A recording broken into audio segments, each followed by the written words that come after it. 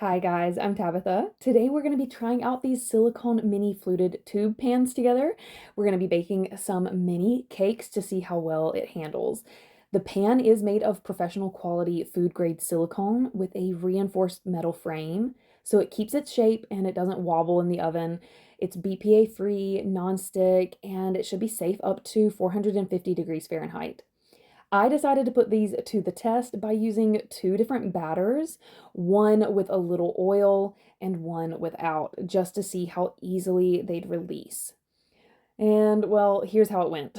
The oil one popped right out, almost perfectly clean, while the unoiled one, let's just say it didn't survive as gracefully. That could definitely be the batter, but I think a little oil makes for a much smoother release. They also shrunk a little once they cooled, which left them looking a bit underwhelming, but honestly, they were still really tasty.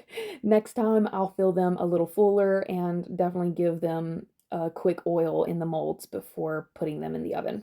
Now, even with that little experiment, I still really like these pans. They're versatile. You can use it for cakes, brownies, cornbread, or even jellos. And with just a couple tweaks, I know that my next batch will turn out even better.